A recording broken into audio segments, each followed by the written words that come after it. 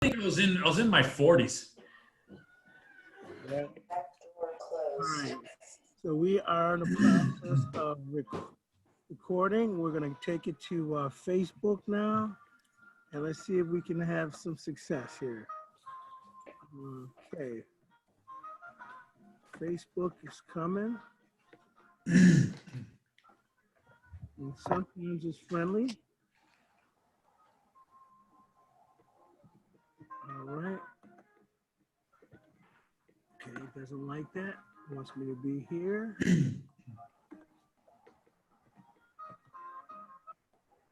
Okay. Now it wants me. You do not have permission to live stream.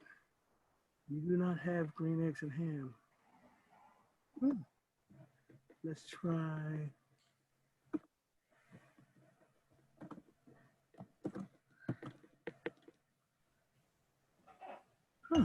Okay.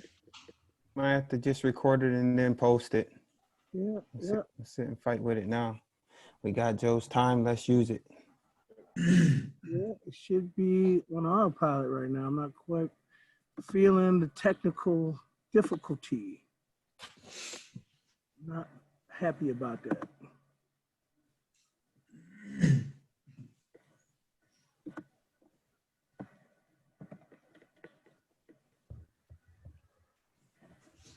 Always something.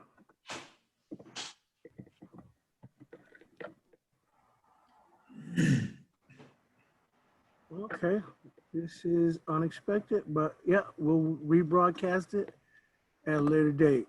Okay, so we are live with my good friend, Joe. And Joe, I gotta ask this question, man. I always struggle. What's the correct pronunciation of your name, brother? Everybody messes it up. It's all right. Labarbera. Labarbera. Labarbera. And so, man, you know, I'm not just speaking for myself because I think all three of us kind of have our own stories of you, man. But you know, talking about millionaire mindset, even before I knew you through real estate, you know, I always knew you were, you know, one of those guys that not only could you, you know, create things for yourselves, but you know, you're always willing to share in terms of knowledge and you know, stories of, hey, I did it that way, I wouldn't do it that way. So like my very first real estate meetup, wasn't sure if real estate was something I was going to go full force with, or if it was going to be like something I was going to play with. As soon as I saw you and we talked for 30 minutes, I freaking knew I'm doing it. Because if a guy like this is so invested, this should be something I spend my time in. So man, I really want to thank you for being on the podcast. And real quick, man, the iconic sign, man. Tell us a little bit about your sign. Oh my God. First of all, I appreciate you guys having me on here. I know you guys are definitely making some waves. You guys are doing some unbelievable networking, and you guys are moving very fast, a lot faster than what I did when I got started, which is really great. And then Earl, I do remember you being there. As soon as I saw you, I go, I remember you. And because I remember, I remember I had the conversation. I remember after I saw you in the meeting, I was talking to Brandy, and I go, that guy right there, he's gonna take this and he'll run with it if he decides to, you know. And all three of you, Ambrose, Kivio, you guys are really making a great names for yourselves and doing some serious marketing, because you know you guys are doing Syracuse, Buffalo, and Rochester. I was simply starting in Rochester. You guys are like full force, which is absolutely fantastic, you know. And I appreciate you guys having me here. I really, really do. And that sign was a billboard that that I put up, and my 1-855 Joe Buy sign. They do come up typically, you know, around town here and there. I never know when, but Here and there and everywhere. yeah, sometimes, you know. They you know, it's kind of funny. Sometimes it's very surrealistic. I'm like, oh my God, it's my billboard. I'm still, you know, I don't take it for granted. I'm very humbled by it. I appreciate it, you know, and, but yeah, you know, the yellow and black, I guess. That's it. Iconic, man. Iconic. Well, Kiva, why don't you take the first question, man? All right. Joe, just going off of your sign, obviously, you and I met off of your sign. I've told a few people this story before. And so my first meeting of Joe was awesome. Very receptive, very helpful. And I called your sign and you told me to come to a free meetup. And, you know, the rest has been a short history, but a very fast history. And it's thanks to you opening that network and that group to me. I really, really appreciate that. It means a lot. So that said, let's just get right into it. What we do in as wholesaling and real estate here. One of the first things I wanted to ask you was, okay, so you have a deal, because this is something that we all run into a lot. We've been running into, I know everyone else does, so we need to know from one of the top guys how this is done. You have a deal and you have it locked up at a number. Okay. And you need to go back and renegotiate that number because it's not working for any of your buyers. What is the first step that you take with the seller? You know, it just depends on the situation. I've never, and I'm thinking back here, have I ever had to go back and renegotiate? I have when the property wasn't delivered or was going to be delivered the way it was supposed to be delivered. So I do have that. My philosophy is whenever I go to look at a property, I need to know I'm going to get it at a price I'm going to get rid of it at. Or if I have to close on it, I know I'll still be able to get rid of it. And I'll say no more than I'll say yes. And if I have to go back to them, I'll say, look, my lender, you know, because a lot of times, you know, a lot of people have issues with trying to get funding for these places. I'll say, look, I've talked to my partners, I've talked to my lenders, and we're trying to make the numbers work here, and I need your help. And someone will be like, well, what do you mean? I go, well, you know, originally we're supposed to, you know, like, let's just say it was supposed to be, you know, vacant or there was more damage done. You know, because a lot of times when we're dealing with properties, there's always problems. We're always trying to solve somebody's problem. And if I have to go back and renegotiate, I will try to have them understand as far as the numbers.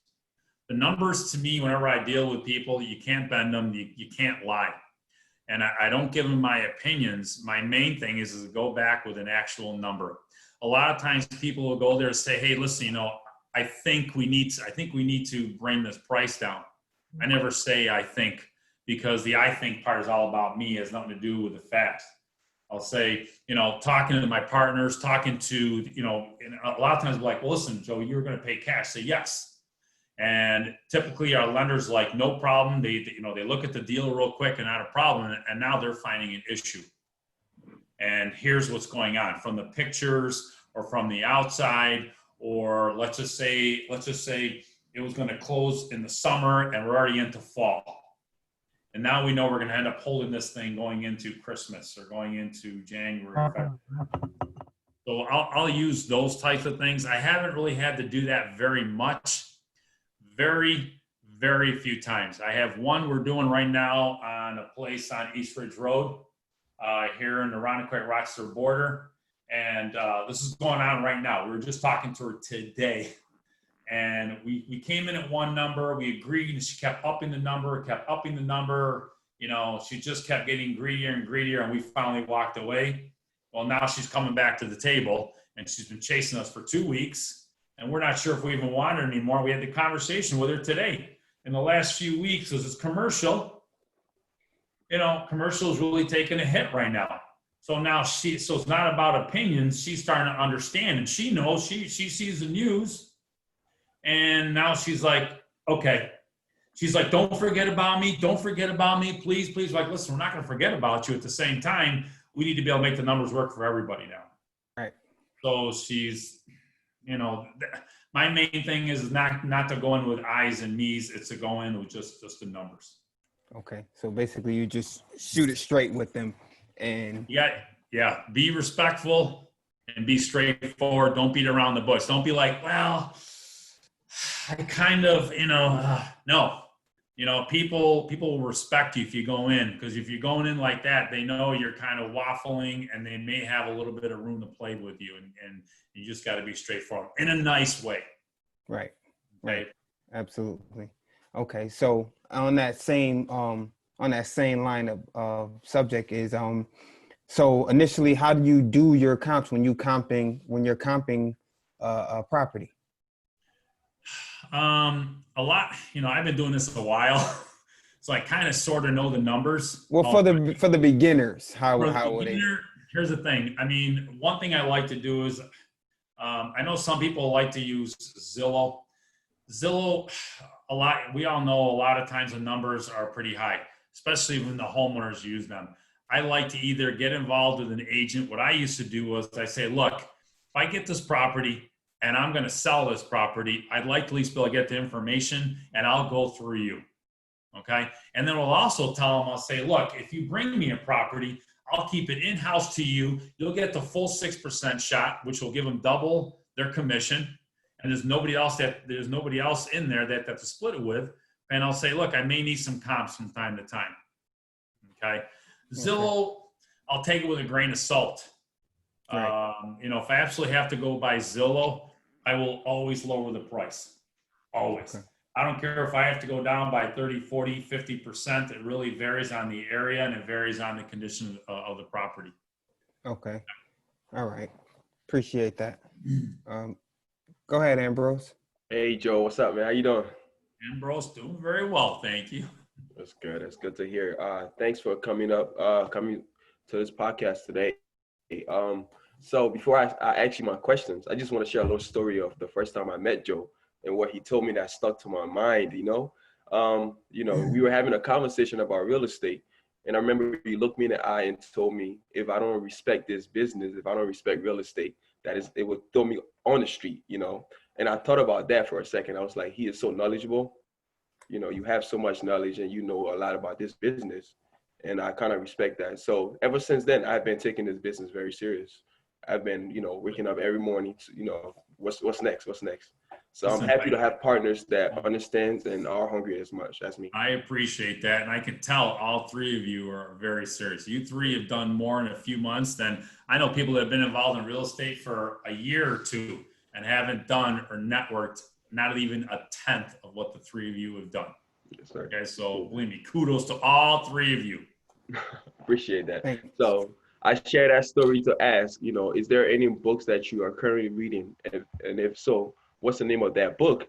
And also, is there any other podcast that you listen to as well? Because, we listen to so many podcasts here and now, so I don't know if you do as well. What I like, I like a lot of times too, I'll go on YouTube because you can also listen to the books on YouTube. I like Tools of the Titans. Every once in a while, I'll go back to How to Win Friends and Influence People. That book is a classic. That book is top. I have made off that book, and I am not kidding you, hundreds of thousands of dollars just learning from that book.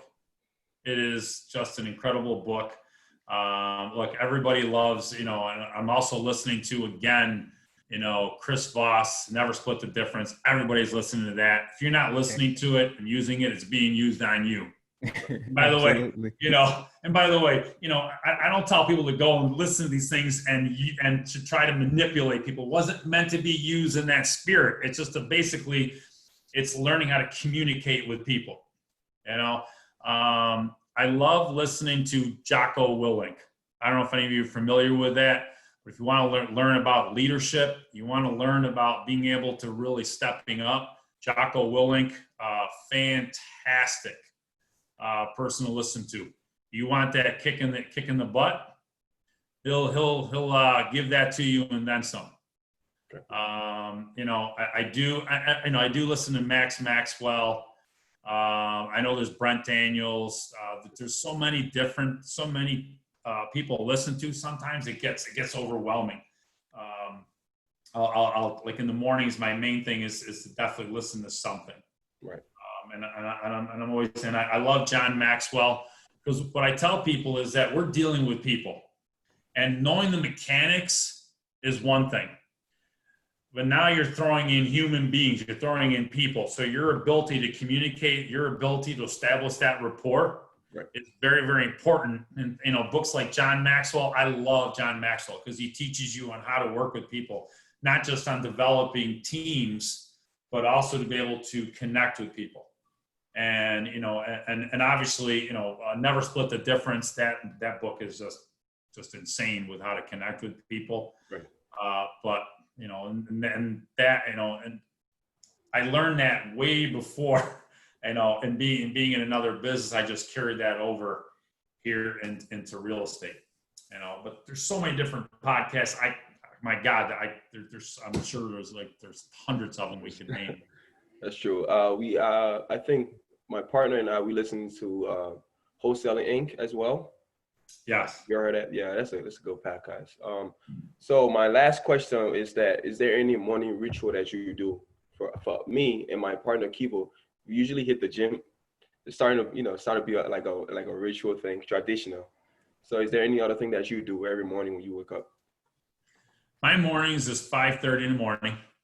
I'll do some reading, and then I'll exercise 3 times a week. And when I'm done exercising, I'll put on YouTube, and I want to listen to something that's actually going to either fill me with knowledge, or it's not even just about motivating, it's about being inspired, because we all know motivation, it wanes. And my main thing is that when I'm listening to something on YouTube, especially, I don't care if it's Jocko Willink or if it's Gary Vee or you know, all these different people that, you know, you can choose from. My main thing is walking away with something, but more importantly is that I know that they've done it, I can do it. Yeah. You know, and it's basically, for me, I'm taking my brain to the gym every single day. And even though I've been doing this a while, I still do it. And it's just like going to the gym every day. I mean, I exercise 3 times a week. Should I exercise more? Yes. But the brain exercise, every day, nonstop. I don't just do it in the morning. If I have a little bit of time in the afternoon, I'll listen to something. Thank you. Earl, you want to take over? Yeah. So Joe, you know, our mantra for the triad is that, you know, we're going to always take action. It may be the wrong action, but we're going to take action.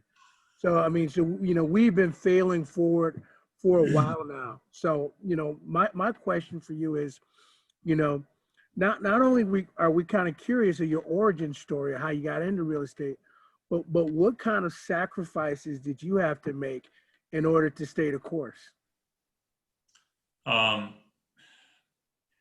As far as for taking action, what the 3 of you do, is a great saying, which you guys embody it 100%.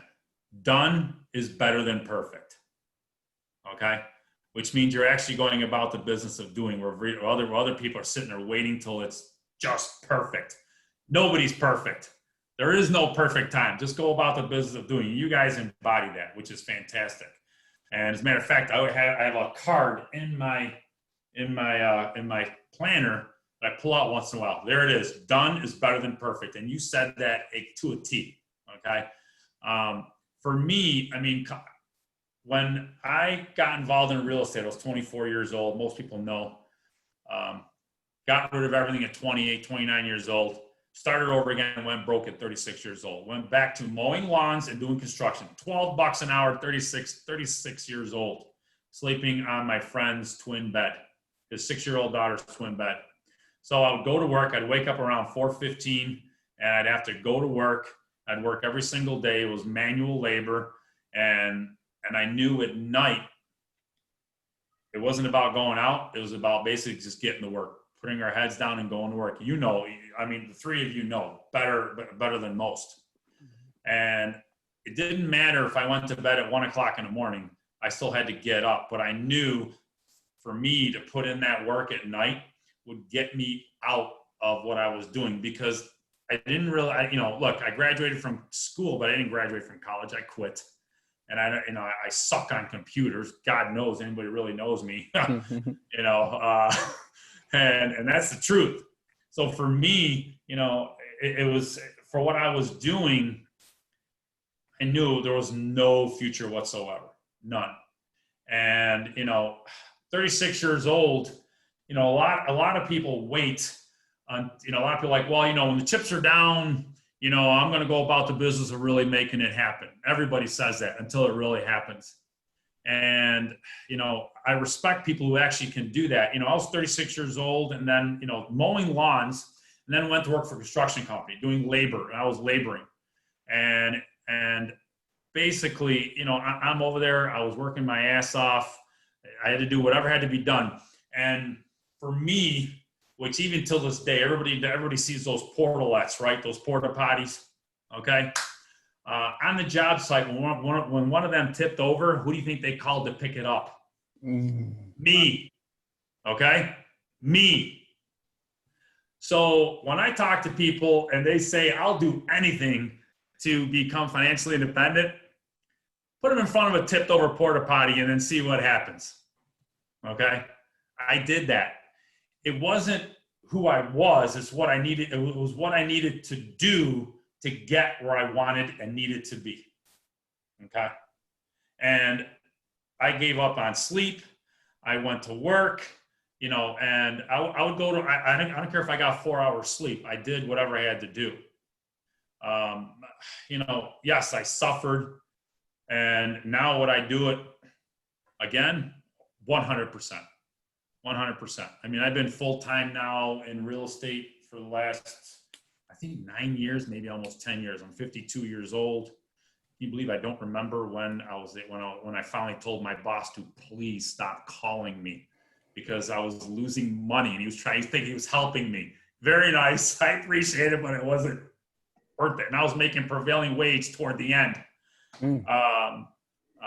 But yeah, sleep goes without saying, but my main thing was to make sure to stay focused and be very regimented every single day, 7 days a week, weekends, get to work, get up in the mornings, get to work.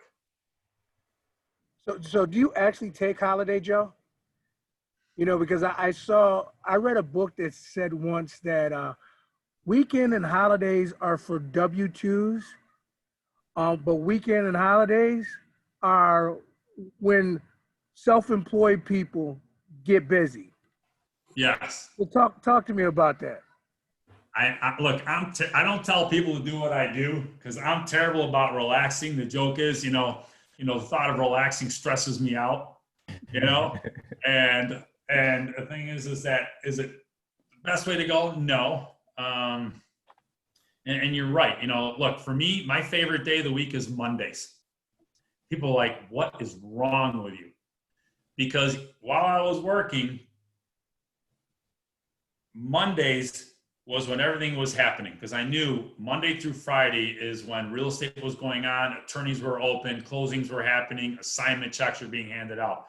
To me, when people say, thank God it's Friday, I say, yes, thank God, because it's only 2 more days till Monday.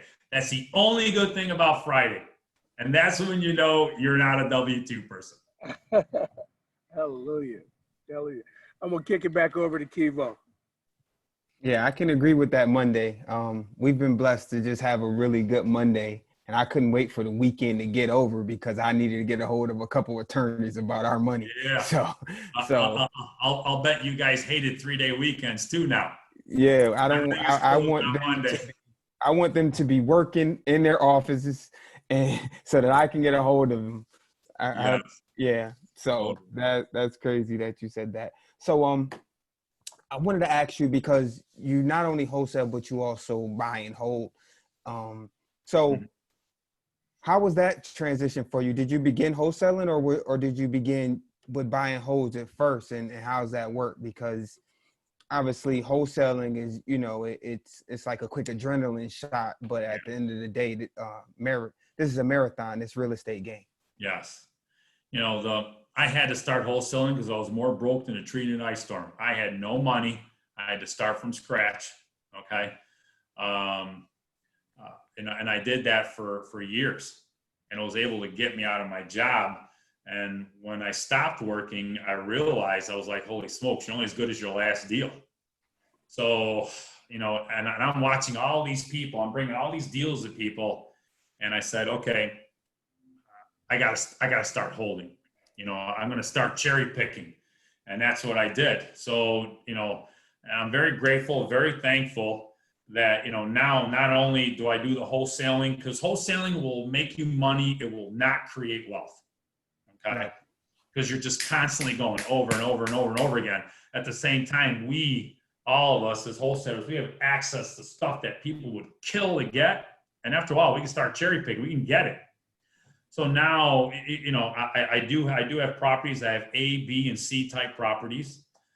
So we fill in the gaps. And also some of them, we also do flips. We do a number of flips per year. So now, we have the wholesaling, we have the rentals, and the buy and holds, and the flips. So if there's a lull in one, something else will fill in the gaps for all those. And so it's allowed me to be able to not only build my portfolio, but also create wealth for down the road. Because my main goal was obviously, I didn't have a retirement. I didn't have a 401k. Where are you going to have a 401k mowing lawns? It's just not going to happen. And I don't have the educational background for anything like that. I get fired on the first day. So now all I do is, now what I'm focusing on is just building and creating more and more wealth, and still doing the wholesaling. I love the wholesaling. It's allowed me to be able to bring these properties and put them in my portfolio, not just in everybody else's portfolio. Right. Absolutely. You told me that, I think our first meeting at one of the Wegmans, you said eventually you'll be wanting to start keeping some of these. And You so will.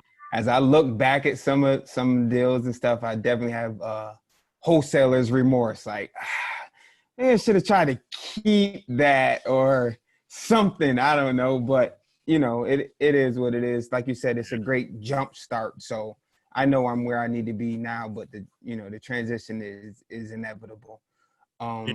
It is. We all have remorse, and there's always going to be another deal. Yep. There always will be. Yep. So another important question I wanted to ask you, being that wholesaler generates so much capital, chunks of capital, obviously we have to pay up to Uncle Sam and the IRS. What schedule do you file as a wholesaler? Well, here's the thing, because I also have buy and holds and flips. I can somewhat offset some of that. I just went and picked up my taxes from my accountant actually yesterday. It was like this thick. It was literally a book. I'm like, oh my God. So I don't know if he does. Because we have multiple LLCs. So again, I'm not the most technical person in the world to ask those kind of. He just tells me, okay, this is what you got to pay, and I'm like, but I do it. But I know obviously part of it's individual, but the rest is going to be through the LLCs, because when you're a wholesaler, Uncle Sam has his hands in your pocket down to your kneecap.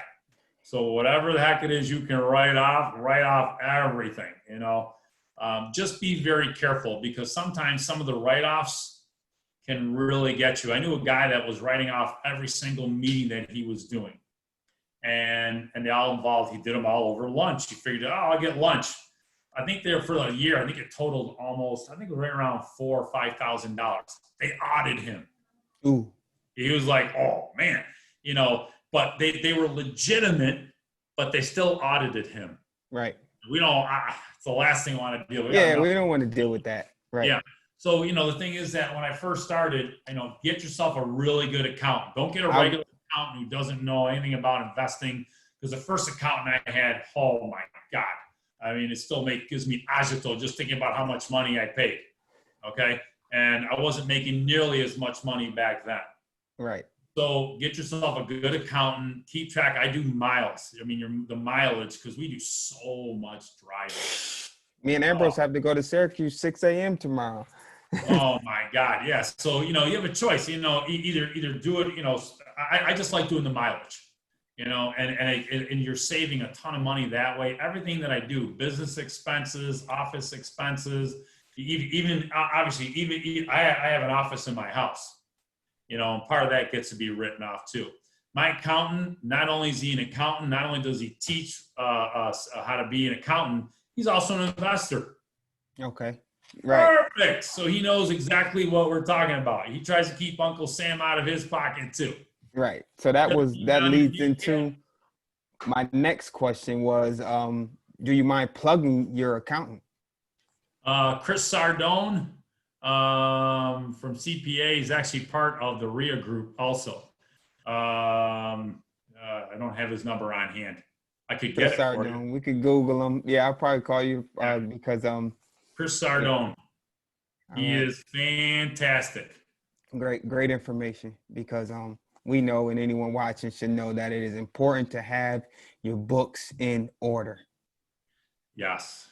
Whatever Have you your got. books in I order. keep my things old school, but no matter what, he keeps me right on track with everything, and he can deal with big companies, small companies, little investors, big investors, and everything in between. So he's Awesome. Thanks for that, Joe. Ambrose. Yep. Hey, Joe. So earlier you was talking about starting off from somewhere when you lost everything at 36. Yeah. So I'm a big believer in starting from somewhere. It don't matter what you have. Even if you lost everything, you got to start from somewhere. For a person that's currently watching this podcast and only have $1,000, right? What advice can you give them? How to start up to create a wholesale deal. The no matter what we do, marketing is the key to everything. Because if nobody knows you're going to buy a house, an example I use with everybody is that, if you were broke and I had $1 million in cash and you were advertising for houses and I wasn't, they're going to call you even though you have no money. So the main thing that I tell people, I go, look, what is your expertise? And plus it depends on what area that they're in. They have $1,000, get the biggest bang for your buck in regards to whatever type of marketing you do. Some people like to focus on search engine optimization. Some people like to put the ads out. Some people like doing, not everybody's very computer savvy. I'm one of them. Okay. Well, then find somebody who is. My main thing, no matter what, because marketing is the foundation to everything. And that's all I got really, really good at doing was marketing. Because there were a lot of people who had, remember, I had nothing. I didn't have $1,000. Because when I first got started, I started advertising on Craigslist. Craigslist is now, that's not even, people are like, what's that? Do something, whether it be on Facebook Marketplace, something that's going to give you the biggest bang for your buck to get the word out to the most people as fast and as continuous as possible. Yep. And marketing is definitely a force for this business. You have to market, spend as much money, marketing. So marketing is the fuel. Yep, it is definitely. So for my next question is that, what list are you finding success in currently, with wholesaling or anything else, basically? Well, a lot of times, we'll buy, sometimes we've used lists for people who own properties for 30 and 40 years. Sometimes we'll target an area. Everybody gets the, pre-foreclosure lists. They get tons and tons of those. We've done pretty much most of the list. People who have inherited properties, non-owner occupied properties, multifamilies, large. We've had pretty good success with people who have inherited properties. Those are people who basically, a lot of them, they either want to get rid of them, but now everybody's been getting those same lists. So obviously it's becoming harder and harder to be able to get those. Right. So have you ever looked at the out-of-state owner property as well, for owners that don't live in in the city, but have properties around here. Yes. Yeah, we've done those. We've done, pretty much a good portion of them. It's kind of like just, it's you never know. It's someone could, I could send someone 9 letters or give them 9 phone calls or 9 text messages, and they're not ready. And all of a sudden, Kivo goes and boom, sends them a letter, and that's at the first one, and they're ready at that time. A lot of times it's just a matter of timing, but we're casting a wide net. That's all we're trying to do. And we're trying to, just trying to see which one works. What list may work for me may not work for somebody else. Certainly true. Thank you again. Earl, you can take over. Okay, so my friend Joe, in the beginning, a lot of the art of the deal is just straight hard work, tons of hustle. Yeah. But as you've gotten wiser and you've gotten more sophisticated in your real estate investment, talk to us about your systems and your processes that make doing what we do a little bit more streamlined. One of the things I like to have, one of the things I like to do is I like to sort people out as fast as possible, because you will get people who, we look for people who need to sell, not just want to sell. Right. And I used to try to make people who wanted to sell need to sell. And I learned you can't do that. It's just not the right time. And I learned not to chase, because while I'm trying to chase them, I'm letting another deal go by. I like to, number one, over the phone, get a rough idea that we're all in the same ballpark. I want to know, number one, that, that they're serious about selling, that we're definitely in the same ballpark. And I want to know if I'm going there, I'm not just going to go there just to say, well, come on over here and, give me a price. I won't do that. I will tell them right over the phone and say, listen, I'm going to be in this price range. I want to be respectful of your time and my time. And I had a conversation with a guy who wanted me to just come down to his house and take a look at it. And this was literally about 4 or 5 days ago. And he was just, the gentleman who actually found him said, I don't want to talk to him. And I kind of figured, he goes, do me a favor, can you talk to him? I said, typically I'm like, it didn't sound like someone I already knew. But he was trying to keep me on the phone. He was trying to get me to come down there. And I knew we were not in the same ballpark. I said, look, if I know you're going to be in this range, I'll come down. And he just wouldn't answer. And I was very nice. I said, look, I may not be the person you're looking for. I think what you're looking for is a real estate agent. I'd rather be respectful of your time and be honest and upfront with you. If I know you're going to be in this price range, I will be more than happy to come down there and take a look at it, because I already knew what the numbers were. So before I get, and by the way, before I even get on the phone with somebody, I'll look at the address. I'll go on Google Maps just to see about getting a picture of it, at least seeing what's going on in the neighborhood, seeing whereabouts it is. For me, I've been very lucky and very thankful. I've done a lot. I've done hundreds and hundreds and hundreds and hundreds of houses. So I pretty much have a good idea as far as where I need to be. Am I always perfect? Not a chance. Do I also sometimes have to, before I get on the phone, say, hey, I'll call someone to say, where do I need to be for this property? And then what I'll do is I'll say, if it's going to be a wholesale deal, I want to know that we're in the same numbers. If it's going to be a flip deal or going to be a flip deal for somebody else, I want to know, okay, well, can you tell me about the property over the phone? Sometimes people give me a number and I'll be very nice. I'll say, well, then for that number, obviously the roof, the windows, the siding, the furnace, the hot water tank are all within 5 years old, right? And the kitchens and bathrooms. Oh, well, as soon as they say that, you can start to extrapolate information and start to reverse engineer where you need to be with the numbers, because I want to sort them out. In the beginning, when you don't have a lot of calls coming in, you want to go there. You go there just for the experience, and then you want to get to the point where you don't have time to do that. Mhm. Absolutely. Let me kick it over to you, Kibo. We've been down that road, going for the experience. You came to a couple of them with me, Joe, and again, I really appreciate that.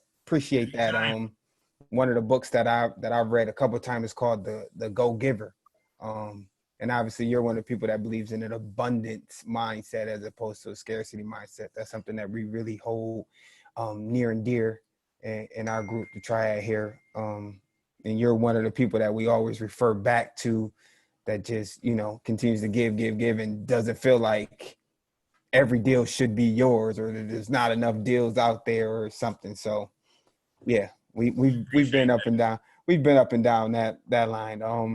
Yeah. I just want to close asking you, because we do know that you're sort of a workaholic. When do you plan on slowing down, or do you? I mean, because your portfolio is pretty built out, and have you even thought about it? I mean, I know it's a personal question, but I wanted to get personal. I have been thinking about it. We've actually been transitioning. We're looking at some commercial, industrial properties, actually. Looking at 2 comma deals versus just 1 comma deals. Do more, but I'll actually, make more, but do less, I guess. Versus just run all the time. I have been thinking about that. The other thing too is that we love what we do. We literally it can take over, like it's like a monster. It can take over. But yeah, I have been. It's like a drug. It's hard. You're an addict. Right. And believe me, and the thing is that for me, I'm very grateful from where I was to where I am now, because in life, you don't get what you planned for, you get what you worked for. Everybody has plans, but I learned that doesn't mean anything. It's whatever it is you work for, you're going to get. Right. And then I guess, I'm very grateful and very thankful. I'm still, till this day, humbled by everything that's, everything that's been going on. It's not just because of me. Believe me, it's not. It's just hard work. It's being, being very repetitious and, just doing the same thing every single day. So I guess it's kind of hard. I guess I'll eventually start to transition out slowly but surely. I don't know. I knew it would be a tough question. That's why I asked it, because I know it is, Kibo. It really, really is. I'll it's because even when I go away, my goal, even when I go, sometimes I go to Florida, my goal is to get a house under contract, even when I'm away. So there's no excuse for anybody else. If I'm 1,200 miles away and I'm getting a house under contract and you're 20 minutes away from the city or from wherever it is you're at, there's no excuse. That's why sometimes I'm like, but yes. Even thinking about it gives me a little angst. Absolutely. All right. Yeah, I appreciate you answering that to the best of your abilities. And again, I want to thank you for your time, because we do know how valuable time is as a person, as an entrepreneur. And we definitely know where you're at as far as your time is. I mean, your phone never stops, ever. So, we really, really, really sincerely appreciate it. And I appreciate all 3 of you even having me on here. I really, really do. And I'm very impressed by what the 3 of you have done so far in just a short amount of time you guys have been involved. I love it. It drives me, because I love competition. And you guys, I'll tell you what, it's 3 against 1. I'm like, bring it on.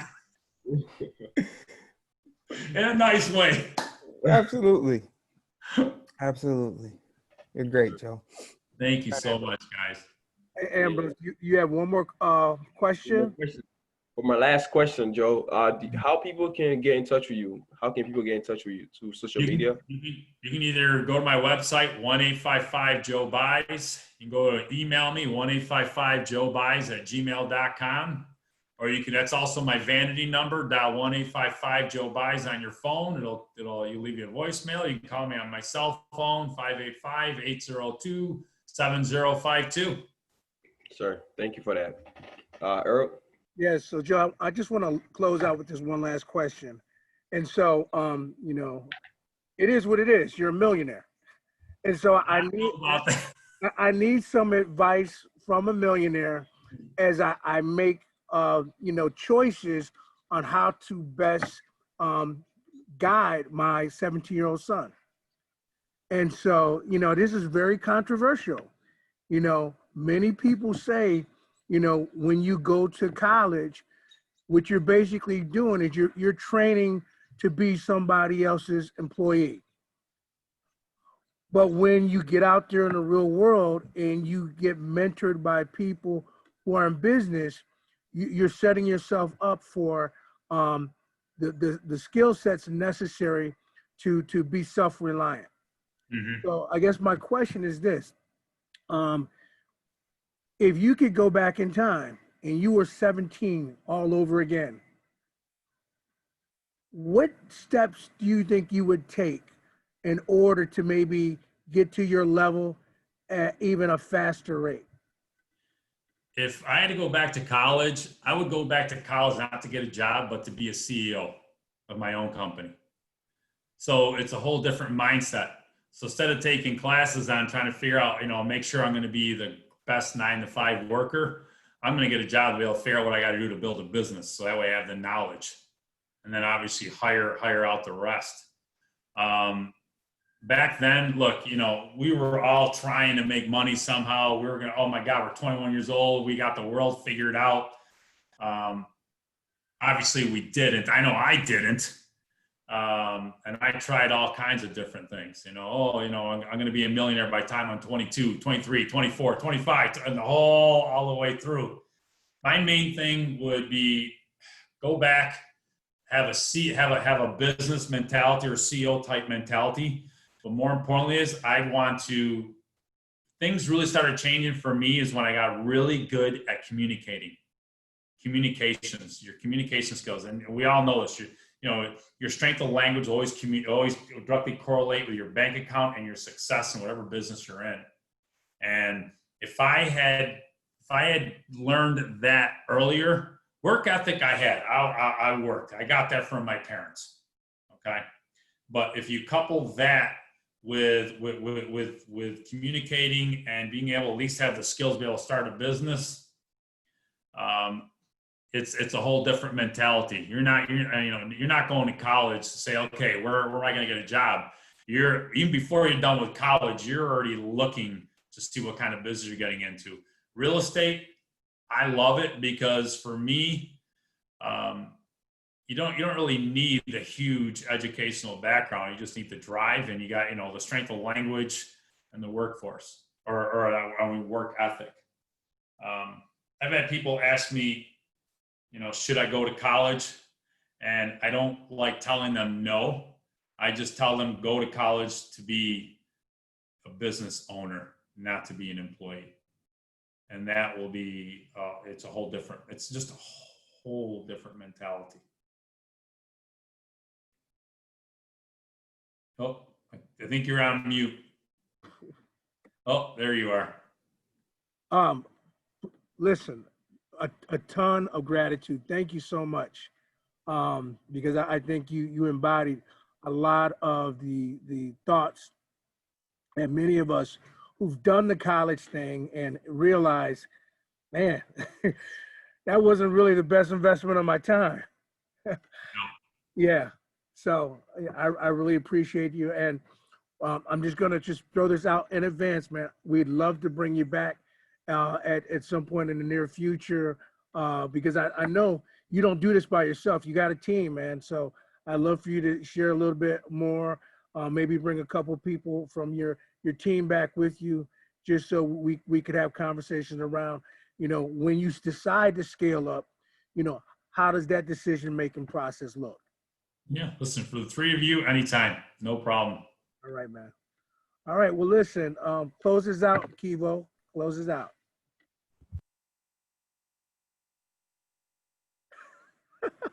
I'll close this out.